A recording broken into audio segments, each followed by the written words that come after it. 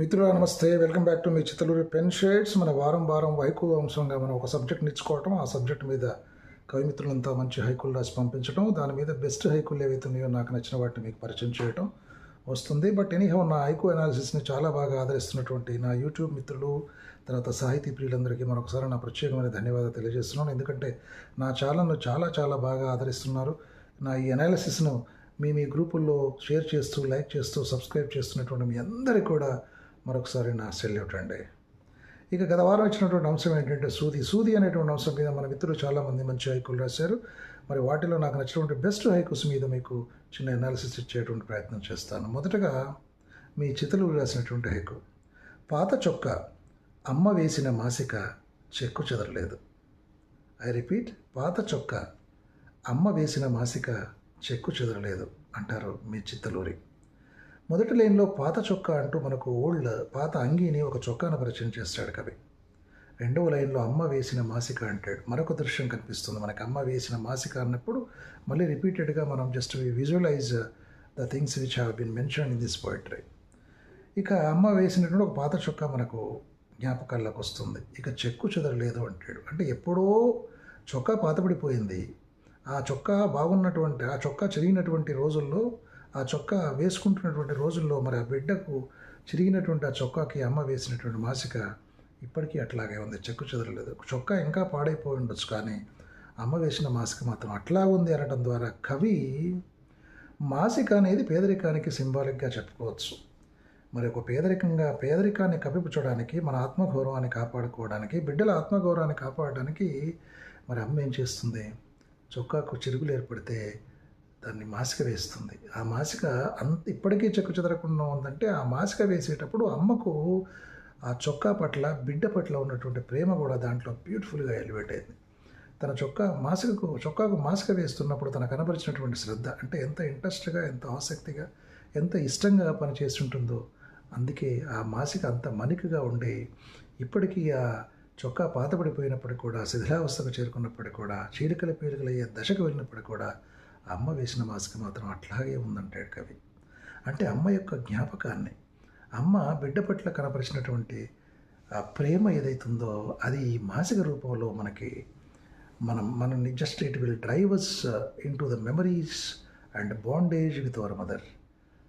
అంటే అమ్మ యొక్క ప్రేమ ఆ రకంగా beautifully objectified in these 3 lines అండి. మరి పేదరికం, జ్ఞాపకం, అమ్మ ప్రేమ ఇవన్నీ దీంట్లో వస్తాయి. ఇప్పుడు పిల్లల కంటే అంతగా లేకపోవచ్చు, కానీ చిన్న చిరుగు పడితేనే పక్కన పడేసి కొత్త చొక్కాలు కొనుక్కుంటున్నారు. ఎందుకంటే లివింగ్ స్టాండర్డ్స్ కొంతవరకు పెరిగాయి. కోర్స్ ఇంకా కొన్ని పేద కుటుంబాలు లేకపోలేదు. అట్లాంటి కుటుంబాల్లో ఈ మాసికలు వేసుకుని చొక్కాలతో తిరగటం అనేది కూడా నా బాల్యానుభవంలో కూడా ఉంది. అందుకే మా అమ్మ చిన్న చిరుగు పడితే ఆ చొక్కాకు ఎంతో శ్రద్ధగా మాసిక వేసేది. ఆ జ్ఞాపకాల నుంచి నేను రాసుకున్నటువంటి హైకు. పాత చొక్కా అమ్మ వేసిన మాసిక చెక్కు చెదరలేదు. మరి మీకు నచ్చింది అనుకుంటాను. ఇక మరో హైకు, నాకు నచ్చినటువంటి హైకు మరొకటి ఇట్లాగే ఉన్నది. నాన్న మాసికల చొక్కా అయితేనే నాకి ఖరీదైన కోటు. అరవింద్ గారు రాశారు. అరవింద్ గారు రాసినటువంటి హైకును చిన్న ఎడిటింగ్ చేశానంటే, అంటే దానివల్ల it has become very crisp and beautiful. అదేంటంటే మొదటి లైన్లో నాన్న అంటూ నాన్న పరిచయం చేస్తాం. మాసికల చొక్కా అయితేనే అని రెండవ లైన్లో ఉందండి. నాన్న మాసికల చొక్కా కావటం అంటే నాన్న మాసికలు వేసుకునేటువంటి చొక్కా ధరించి ఉన్నాడు అని. అంటే మాసికల చొక్కా వేసుకుని ధరించి ఉన్నాడు. కొత్త చొక్కా కొనుక్కునేటువంటి పరిస్థితి నాన్నకు లేదు. నాన్న పేదరికంలో ఉన్నాడు. కుటుంబం అంతా పేదతనంతో ఉంది. మూడవ లైన్లో అంటాడు, నాకీ ఖరీదైన కోటు అంటాడు కవి.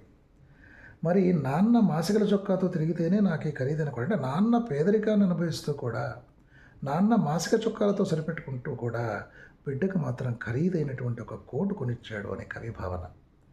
అంతే కదండి, ఇది కూడా నాన్న ప్రేమను. ఇంతకుముందు మనం చదివినటువంటి హైకుల్లో తల్లి ప్రేమను నేను ఎట్లయితే పోర్ట్రే చేశానో, ఇక్కడ ఈ కవి అరవింద్ గారు నాన్న ప్రేమను గ్లోరిఫై చేశాడు. నాన్న కూడా అంతే కదా, తనకున్నా లేకపోయినా తన బిడ్డలు మాత్రం చాలా బాగుండాలి, రిచ్గా కనబడాలి, గర్వంగా ఉండాలి, గౌరవంగా ఉండాలి అని కోరుకునే నాన్న యొక్క గొప్ప ప్రేమ. మరి తను మాసికల చొక్కా వేసుకుని తిరుగుతూ కూడా బిడ్డలకు ఖరీదైన కోటు కొనించాడు అని ఎంత గొప్ప భావన అండి. సచ్ ఎ బ్యూటిఫుల్ పోయం అండి. అరవింద్ గారు, really appreciate sir for such a beautiful thought. Keep it sir, you're writing wonderful beautiful haikus. ఇక మరొక హైకు. సూది మందు పడుకున్న వాడిని పైకి లేపింది. వావ్, పున్నారావు గారు అంటారు. మొదటి లైన్లో సాధారణంగా సూది మందు అని చెప్తారు. రెండవ లైన్లో పడుకున్నవాడిని అంటాడు. ఇక్కడ ఉందండి బ్యూటిఫుల్ పోయిటరీ. పడుకున్నవాడిని ఏమైందట పడుకున్నవాడికని మన మూడవ లైన్లోకి వెళ్ళినప్పుడు పైకి లేపింది అంటాడు. పడుకున్నవాడిని పైకి లేపటం అంటే ఎవరు పడుకుంటారు? ఒక వ్యక్తి ఆరోగ్యం బాగాలేనప్పుడు, సుస్థి చేసినప్పుడు, జబ్బు చేసినప్పుడు the person has been bed ridden అంటాం మనం. అంటే బెడ్ రిడన్ స్టేజ్లో ఉన్నటువంటి పర్సన్ని పైకి లేపిందట. ఏమిటి లేపింది అంటే తిరిగి అతను ఆరోగ్యంగా తిరిగాడేటువంటి అవకాశాన్ని కల్పించింది. ఏమిటంటే సూది మందు. మరి అంతే కదా, వైద్యం అందిన తర్వాత వైద్యంలో ప్రధానమైంది మన ఆ జబ్బుకి, ఆ రోగానికి అవసరమైనటువంటి సూది మందు ఇవ్వగానే పడుకున్న వ్యక్తి కాస్త పైకి లేపాడు. అంటే సూది అనేటువంటి అంశాన్ని సూది మందుకు అటాచ్ చేసి వాడటం చాలా బాగుంది. It is a clever observation of the poet. I really appreciate Punnarao గారు for writing such a beautiful poem. సూది మందు పడుకున్నవాడిని పైకి లేపింది. పడుకున్నవాడిని అనటం అనేది that will relate us towards the man who is with ill health. అనారోగ్యంతో మరి మంచాన పడినటువంటి వ్యక్తిని మనం జ్ఞాపకం చేస్తాం. కాబట్టి హైకులు ప్రతి పదం కూడా చాలా ఇంపార్టెంట్ అండి. చిన్న వర్డ్ కూడా ఎంతో అర్థాన్ని, ఎంతో అవగాహనని మనకు కలగజేస్తుంది. కాబట్టి haiku poet must be very careful in choosing the right words in the right place అనేది గుర్తుపెట్టుకోవాలి. వండర్ఫుల్ పున్నారావు గారు. ఇక మరొక హైకు. సమస్యలోకి దూరటమే సమస్యకు పరిష్కారం. సూది పాఠం. శరత్ గారు రాసినటువంటి హైకుని చిన్నగా హైడ్ చేశాను నేను. సూది ఒక పాఠం చెప్తుందట. ఏమిటి అంటే సమస్యల్లోకి దూరటమే సమస్యకు పరిష్కారం అని. అంటే ఇక్కడ కవి గొప్ప ఊహ చేసాడు. అది నాకు బాగా నచ్చుంది. ఇట్స్ అ బ్యూటిఫుల్ ఐడియా అండి. సమస్యలోకి దూరటమే సమస్యకు పరిష్కారం అని చమత్కరించడం చాలా అద్భుతమైనటువంటి అబ్జర్వేషన్గా నాకు అనిపించింది. సమస్య ఎక్కడుంది? చొక్కా మీదనో ఒక బట్ట మీదనో ఒక చిరుగు ఉంది. ఆ చిరుగుల్లో ఆ రెండు అంచులను కలిపి కొట్టడానికి మనం సూదిని చివరి నుంచి ఆ చివరికి దూపుతాం. అంటే సమస్య ఎక్కడైతే ఉందో అక్కడే మనం సూదిని దూరుస్తాము అని చెప్పడం చాలా అద్భుతమైనటువంటి ఊహ అండి.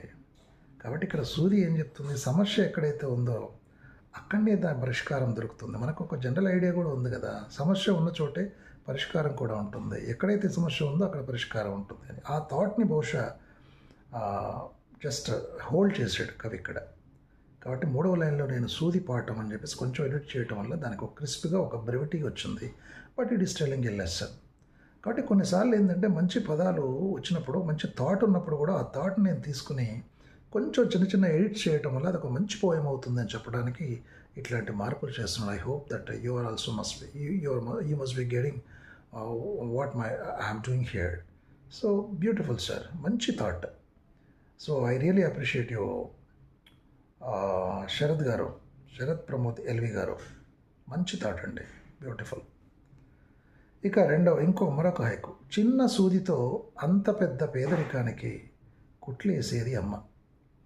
తిప్పానహరి రెడ్డి. ఇది కూడా కొంచెం ఎడిట్ చేశాను నేను. But such a beautiful thought అండి. చిన్న సూదితో అంత పెద్ద పేదరికని, పైన చిన్న సూది అని చెప్పడం మొదటి లైన్లో, రెండవ లైన్లో పెద్ద పేదరికం అనడం. చిన్నకి పెద్దకి ఒక బ్యూటిఫుల్ కాంట్రాస్ట్ చూడండి. అంటే we must very careful in selection of the words. అంటే చాలా అద్భుతమైనటువంటి, అందుకే నేను అక్కడ ఆ చిన్న సూది అన్నప్పుడు ఇక్కడ పెద్ద అనే పేదరికం పెట్టాం. అంటే చాలా పేదరికంలో ఉందనడానికి పెద్ద అన్నం. చిన్న సూదితో అంత పెద్ద పేదరికానికి కుట్లేసేది అమ్మ. చూడండి, పేదరికానికి కుట్లేయడం అనేది గొప్ప poetry. So that is a beautiful thought and a poetic thought which has been generated in the mind of the poet mister Tippanahari Reddy గారు. వండర్ఫుల్ థాట్ అండి. అక్కడ ఉంది పోయిటరీ అంతా కూడా. పేదరికాన్ని కుట్లేయడం అనేది ఎంత బ్యూటిఫుల్ పోయిటరీ అండి.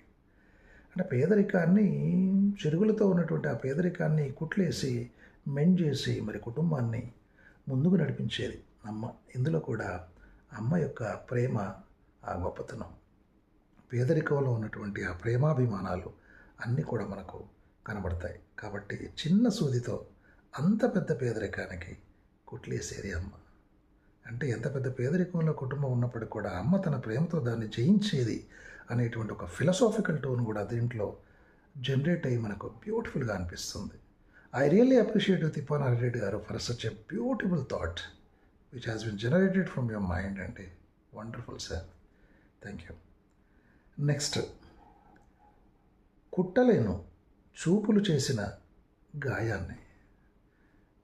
వి సత్యవతి గారు రాసినటువంటి ఈ హైకును కూడా కొంచెం ఎడిట్ చేశాను నేను.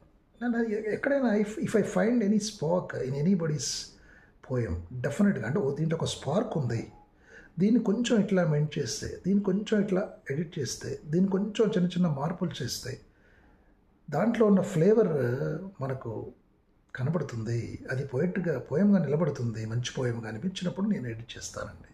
ఆ స్పార్క్ లేనప్పుడు నేను చేయను మళ్ళీ, ఎందుకంటే మళ్ళీ నేను రాసినట్టే అవుతుంది.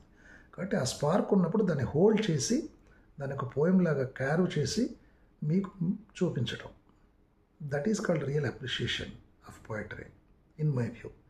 కాబట్టి మంచి థాట్ సత్యవతి గారికి చెప్పింది కూడా. చూపులు చేసిన గాయాన్ని, కుట్టలేను చూపులు చేసిన గాయం, చూపులు కూడా గాయం చేస్తాయి. అంటే విపరీతమైన చూపులు ఉంటాయి. చూపులు గొంగలులు అని ఎక్కడ చదివాను. గొంగల పురుగులు పాకినట్టు చూపులు పాకటం అనేది జయప్రభ గారి కవిత్వంలో ఎక్కడో చదివాను నేను.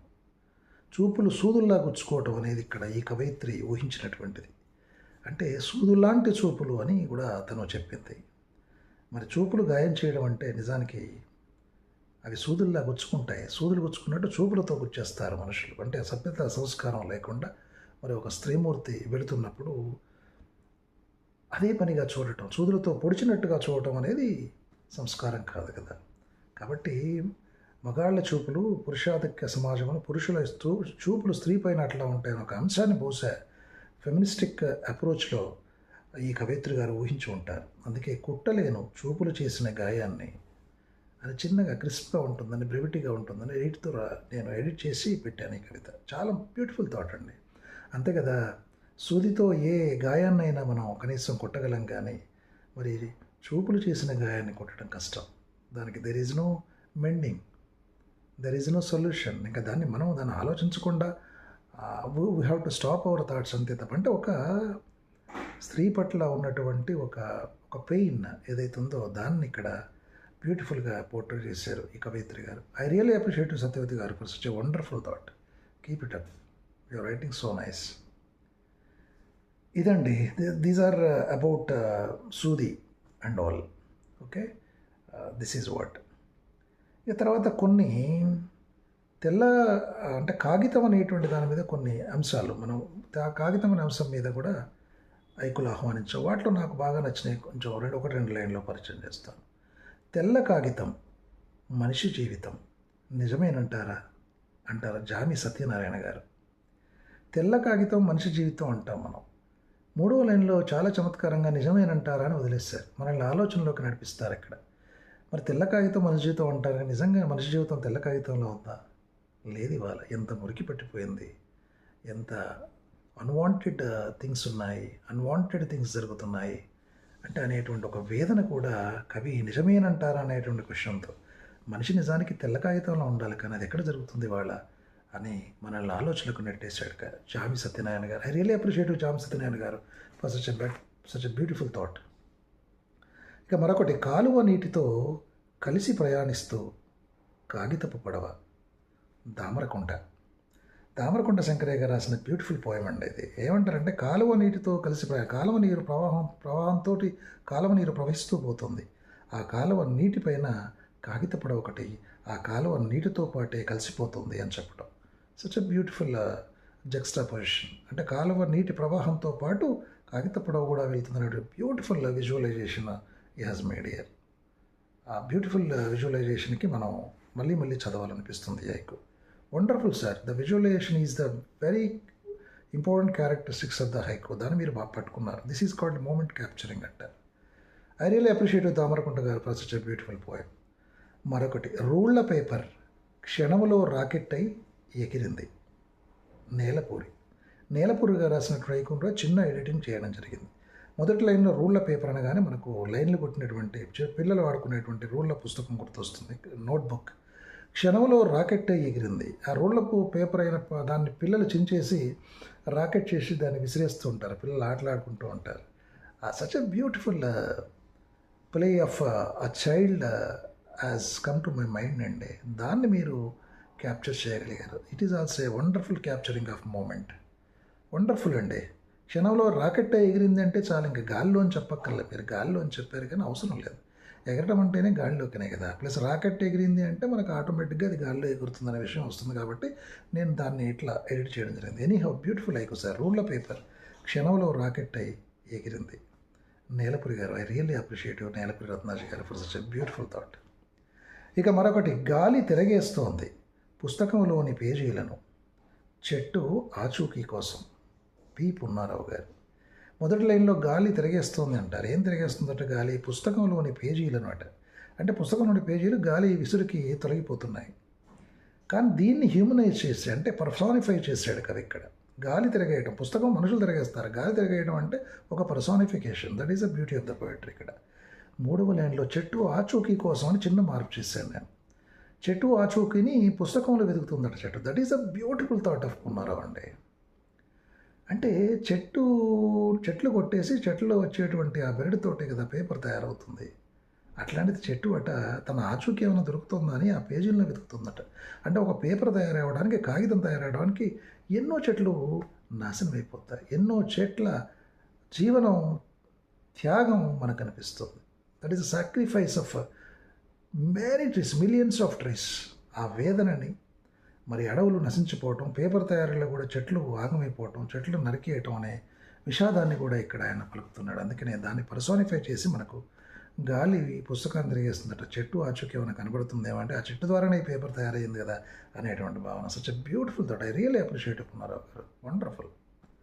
ఇక మరొకటి, తెల్ల కాగితం కరెన్సీగా మారింది. అధికార ముద్ర. ఊటుకూరి వరప్రసాద్. Wonderful sir. దీన్ని కూడా కొంచెం ఎడిట్ చేశాను నేను, but your thought is wonderful అండి. తెల్ల కాగితం కరెన్సీగా మారింది, అంతే కదా. నోట్లు గుర్తొస్తాయి మనకి. అధికార ముద్ర, అధికార ముద్ర దాని మీద పడ్డప్పుడు దాంట్లో ఉన్న అనేక విషయాలు, మరి ప్రభుత్వం వారి ముద్ర దాని మీద వేసినప్పుడు అది తెల్ల కాగితం కాస్త కరెన్సీ కాగితం అవుతుంది. దాని విలువ పెరుగుతుంది. దాని విలువ, లేకపోతే అది తెల్ల కాగితమే కదా. తెల్ల కాగితం కూడా విలువ పెరిగి కరెన్సీగా మారింది. అంటే నోట్ల మీద చాలా అద్భుతమైన ఊహ అండి ఇది. అధికార ముద్ర అనటం కూడా చాలా అద్భుతం. క్రిస్పీగా ఉంటుంది. అధికార ముద్రతో ఆపేసాం మనం. ఎందుకంటే haiku has to make reader to think. Haiku has to give a space for the readers to make his or her own interpretations. వాళ్ళ ఊహలు వాళ్ళు చేసుకొని ఇంకా విస్తరించేలా చేయగలిగాలి. హైకు యొక్క మెయిన్ క్యారెక్టరిస్టిక్స్ అదేనండి. అందుకే అధికార ముద్ర అన్నప్పుడు బ్యూటిఫుల్. అంటే కరెన్సీ నోట్ల మీద చాలా అద్భుతమైన థాట్ మీకు వచ్చింది. అందుకే నాకు బాగా నచ్చి దీన్ని ఎడిట్ చేసి ఇట్లా అనలైజ్ చేశాను. I really appreciate Utukuri Varaprasad గారు. చాలా అద్భుతమైనటువంటి థాట్ అండి. Wonderful. Keep it up sir. Love you all. ఇదండి ఈ వారం మరి 2 అంశాల మీద కూడా నేను రివ్యూ చేసి పెట్టాను ఇందులోనే. మరి మీకు నచ్చినట్లయితే నా అనాలిసిస్ లైక్ చేయండి, షేర్ చేయండి, సబ్స్క్రైబ్ చేయండి my YouTube channel Chittaluri pen shades. Love you all.